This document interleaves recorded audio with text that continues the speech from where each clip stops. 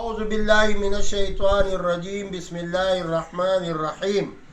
السلام عليكم ورحمة الله وبركاته زي ما القاري دوست محمد يوتيوب چینلنا بیا تاسو ته مخاطب یم رونو چې څنګه تاسو زما کیسې خپلو ماشومانو ته خپلو ملګرو ته اوروئ او د هغې نه فایدې اوچتوئ نو دغه رنګې یوازې زه په دې قیسو کې زه په موبایلونو کې نه دا وګورئ دې ټي وي ته رڼا سفر په دې کې چې ما کومه واقعه ذکر کړې ده زه د هغې باندې تاسو ته نن لږه روشنۍ اچومه د رڼا سفر. بسم الله الرحمن الرحیم. د رڼا سفر پروګرام کتونکو چې د افغان ټي وي لخوا دی، السلام علیکم. د پروګرام قربایم ګل اسلام او هیله لرم چې تاسو به روغ جوړ او خوشحاله به وئ او د پروګرام په انتظار به وئ چې څه ټایم به پروګرام شروع کیږي. نو قدرمنو کتونکو پروګرام شروع کیږي هر وخت لپاره چې کله تاسو په ټي وي باندې ګورئ نو د پروګرام ټایمونه تاسو ته لیکلي وي په کوم اول خو د ټولو نه زه دا چې کم افغان ټي وي والا دی د دوی زه ډېر مشکور یم، شکریه ادا کوم چې ما له دعوت را کړی دی او زه دې ځای ته رابللی یم او دا واقع په ما باندې ویلې ده، اوس یې بیا دعوت را کړی دی د رڼا سفر واورئ. کوم ټایم چې کوم پروګرام وي ستاسو چې کوم پروګرام خوښ وي هغه تاسو کتلی شئ هر وخت دپاره، او بیا د دیني تعلیماتو چې کوم پروګرامونه وي زموږ د افغان ټي وي لخوا چې څومره ښایسته پروګرامونه وي هغه تاسو ټول ګورئ او تاسو ترې نه فایده هم حاصلوئ. نن د خصوصي پروګرام سره یو ځل بیا ستاسو په خدمت کې چې حاضر شویم. د پروګرام موضوع به زه تاسو ته وایم چې د قرآن پاک موضوع چې ده هغه زمونږ د قرآن پاک فضیلت، یعنې د قرآن پاک فضیلت او د دې حرمت په دې به خبره کوي. تاسو د دوی پروګرام د افغان ټي وي لخوا مخکې هم کتلي دي. موږ سره په سټوډیو کې ناست دي ډېر محترم جناب کاري دوست محمد صاحب. د نن موضوع په اعتبار سره به دوی خبره کوي چې د قرآن پاک فضیلت او د دې حرمت چې دی، یعنې د دې موږ احترام به کوو او د دې فضیلت څومره دی په دې به خبره کوي. محترم کاري صاحب السلام علیکم ورحمة الله وبرکاته. وعلیکم السلام ورحمة الله وبرکاته. کاري صاحب طبیعت چې دې مو ښه دی که؟ الحمدلله جی د الله کرم دی، ستاسو خیر به د الله پاک نه همیشه غواړو. کاري صاحب زموږ کتونکي د دې پروګرام خصوصي توګه باندې وي، ځوانان وي، مشران جزاکم الله فی الدارین احسن الجزاء، زنانه وي، اخلی پخلی هم کوي. د اخلي پخلي نه چې کله وزګارې شوي نو بیا پروګرام ته هم ناستي چې د دیني مسلو څه تپوسونه وي. بعضې میندې خویندې زموږ داسې وي یا بچیان یې داسې وي چې هغه مدرسو ته نشي تللی، کور کې ذمهواریانې وي یا عمر داسې وي چې هغوی علم دپاره خو هېڅ عمر نه وي، هر وخت دپاره زده کول پکار وي، خو د څه مسایلو په باوجود هغوی په کور کې وي. نو دا پروګرام چې ګوري او د پروګرام په وساطت سره د اسلامي تعلیمات چې کوم معلومات د امروزه ژوند زده کوي نو هغې نه ډېره زیاته فایده کېږي. هیله لرم چې نن پروګرام به ګرانو کتونکو تاسو ښه توجه سره اورئ او خامخا به یې ځکه اورئ په دې باندې عملي چې دا زموږ عظیم کتاب زموږ دپاره ضابطه حیات دی. په آسماني کتابونو کې د ټولو نه عظیم کتاب په عظیم پیغمبر صلی الله علیه وسلم جناب محمد رسول الله صلی الله علیه وسلم د عظیم او مقرب فرشته حضرت جبرائیل علیه السلام په واسطت سره د کائناتو عظیم مالک عظیم خالق د الله تعالی د طرف نه، یعنی دا قرآن پاک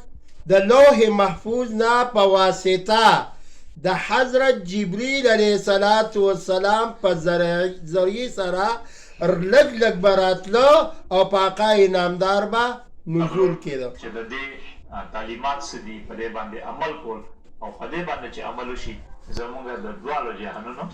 ګټه دا ورکوي. مفتي صاحب او کاري صاحب پروګرام ته به راځو. د موضوع ده د قرآن پاک فضیلت، خو مخکې په دې باندې ما پوهې کوي او زموږ کوم قدرمن اورېدونکي دي چې د دې لفظ قرآن د دې معنا مطلب او مفهوم یې څه دی؟ اعوذ بالله من الشیطان الرجیم بسم الله الرحمن الرحیم. مطلقاً د قرآن پاک معنا لغوي څه ده؟ تاسو دا سوال وشو د دې سوال جواب دا دی د قرآن لوستل یعنی قرآن کې پڑھائی کول قرآن پاک رب العالمین منګ او تاسو ته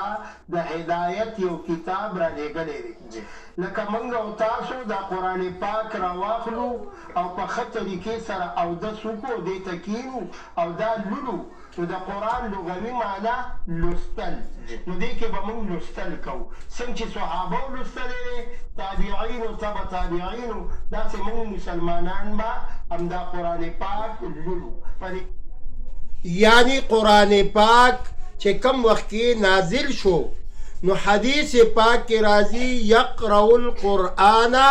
بلحول العرب تاسو قرآن داسې لولئ څنګه چې عرب لولي او یقرأ القرآن کما انزل تاسو قرآن داسې لولئ څنګه چې نزول شوی دی با عمل کو د قرآن لفظ معنی چې دا هغه لوستل دي او دا به زمونږ په ژوند کې اهمه حصه وي چې مونږ به دا هر وخت دپاره لولو او په دې به بیا عمل کوو خبرې به په دې باندې کوو جي د الله تعالی له طرف نه آسماني کتابونه نور هم په ټولو انبیاء کرامو باندې چا باندې غټ کتابونه چا باندې صحیفې نازل شوي دي د قرآن پاک فضیلت په نورو آسماني کتابونو باندې په دې باندې رڼا واچوي د قرآن پاک لوی فضیلت دا دی چې تورات انجیل زبور دا چې کوم وخت کې موجود او قرآن پاک دنیا ته راغی د لوح محفوظ کې دا امانت پروت و په واسطه د حضرت جبریل علیه السلام باندې با لږه لږه حصه وقتاً په وقتاً راتله فضیلت یې دا دی چې هغه نور کتابونه د قرآن پاک د وجې نه منسوخ کړی دا د قرآن پاک لوی فضیلت دی چې نور کتابونه څومره چې وو آسماني د قرآن پاک نه مخکې هغه د قرآن پاک نزول سره هغه منسوخ کړی شو یعنی څنګه چې دا نور کتابونه منسوخ کړی شو قرآن پاک فضیلت دا دی چې دا یو معجز کتاب دی د نبی کریم صلی الله علیه وسلم سره چې څنګه معجزې وي لویه معجزې دا قرآن ده او دا قرآن به تر قیامته پورې قایم او دایم وي ځکه د دې فضیلت په نور کتابونو باندې بهتر دی دا د قرآن پاک د ټول نه فضیلت او بیا په آسماني کتابونو کې د ټول نه غټ کتاب هم قرآن پاک دی څنګه چې تاسو وفرمایل نو دا د ټول نه غټ فضیلت دی کاري صاحب قرآن پاک موږ دپاره د ژوند یو ضابطه هم ده یعنی د ژوند ضابطه د ژوند یو قانون چې دی کې هر قسمه دا خو جي زما یو وړه غونته کې انټرویو او په دې کې ما هغه واقعه ذکر کړې ده چې کم کې حضرت عمر فاروق رضی الله تعالی عنہ د 25 سال عمر کې ایمان راوړی دی یعنی اسلام قبول کړی دی قرآن پاک چې کوم فضیلت دی دا په ډېر ښایسته انداز کې تاسو په مختصر الفاظو کې او په جامع انداز کې دا تاسو بیان کړل د قرآن پاک چې کوم تعلیمات دي د دې چې کوم موضوعات دي د دې د انسان په ژوند باندې او بیا ورپسې د مسلمان په ژوند باندې اثرات څه دي او کوم کوم اثرات مثبت وي چې هغې نه مسلمان ته انسان ته ډېره زیاته فایده کېږي د دې په اورېدو سره په دې باندې خبره وکړئ قرآن پاک رب العالمین منګ او تاسو ته چې کوم وخت کې راولېږلو نو په دغه وخت کې ابو جهل هم موجود و ابو جهل اعلان وکړو تاسو یې چې د ښه انداز کې ووایئ نو چې کوم وخت کې ابو جهل اعلان وکړو ای زما قومای کچا د محمد رسول الله صلی الله علیه وسلم سر مبارک راوړو انعام کې به ولسل اوښان ورکومای حضرت عمر فاروق رضی الله تعالی عنہ بیدار شو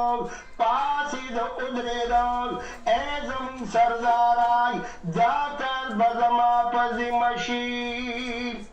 عمر فاروق رضی الله تعالی عنہ د شپږیشتو کالو نوجوان دی ایمان باندې مشرف نه دی د قرآن تعظیم مخکې وګورئ عمر فاروق رضی الله الله تعالی عنہ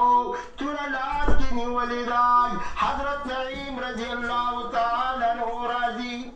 مالک یا عمر، اے عمر فاروقای نن ډیر په زیات په قهر او په غوسه کې او ډیر په جذبه کې چرته رواني. عمر فاروق رضی الله تعالی عنہ ورته فرمایي ویل او زمون سردار اعلان کړی د جناب محمد رسول الله سر مبارک پسې راوته امای. دا نوجوان حضرت نعیم رضی الله تعالی عنہ ورته فرمایي واپس شای، واپس لاړ شه، دا حرکت ونکي، دا اراده دې بدله کای. ورته وی وجه څه دی؟ وی وجه دا دی چې که د کوم محبوب سر مبارک پسې راوتی هغه محبوب باندې ستا خور بیم ایمان راوړی دی، ستا اوښیم ایمان راوړی دی، یعنی په قرآن باندې ایمان راوړی دی. عمر فاروق رضی الله تعالی عنہ دروازې ته په منډه منډه راغی او وجه یې کېښوده. خور بیبي د قرآن پاک تلاوت کوي کہ بسم اللہ الرحمن الرحیم طه ما انزلنا علیک القرآن لتشقى. عمر فاروق رضی اللہ تعالی عنہ وقتی خودو دا قرآن پاک آواز اوریدا، کور تا داخل شو. خور بی بی دامرا انداز کی ہوانلاک چی بدن مبارک لیوین روانی دی، لیکن آغا خور ورطوی اے زمارورای آغا نور دا ایمان بیرتا وطن شی چی اوزلی پر روشن دزر حجاب ش. اے زمارورای دا خودی زمان بدن نوین روانی کرے کا زما بدن ٹکڑی ٹکڑی قیمی قیمی کی واللہ کد قرآن نوارمان. سساد پس عمر فاروق رضی اللہ تعالی عنہ خپل خور توی تاچ دکم قرآن تلاوت کولو آغا قرآن ماتم و روائی. خور توی عمر فاروق لاش اول غسلو کاج اول پاک الانبائی ایمان پا جناب محمد رسول اللہ صلی اللہ علیہ وسلم باندی روڑائی بیا بدا قرآن تلاوت دتکومائی. یعنی دا قرآن عظمت او برکت تا وګورئ. عمر فاروق سے بانی اثر شو او بیا ورته فرمایل عمر فاروقا اوس د قرآن پاک تلاوت وره نو چې طه ما انزلنا علیک القرآن لتشقى دی واوریدا. عمر فاروق سے بدن مبارک اورپیدا وی زما دی پر رب ذوالجلال قسم وي چې یو مشرک بمزه په مقدس مکه دا به پرې نه یعنی د قرآن پاک عظمت او برکت داو چې د 26 سال نوجوان حضرت عمر فاروق رضی الله تعالی عنہ باندې اثر وکړو او هغه اسلام باندې مشرف. څنګه چې دا زما واقعیت دا ماشومان وګورئ، دا ګوري لګیا دي ډېر په مینه محبت ورته ناستې دي. که چېرې تاسو زما دا چینل القاری دوست محمد چینل یوټیوب ته لاړ شئ او افغان ټي وي د رڼا سفر دا راواړوئ، دا واقعه په هغې کې پرته ده. الحمدلله تاسو به ټول واورئ او ډېره فایده به ته میلو. والسلام.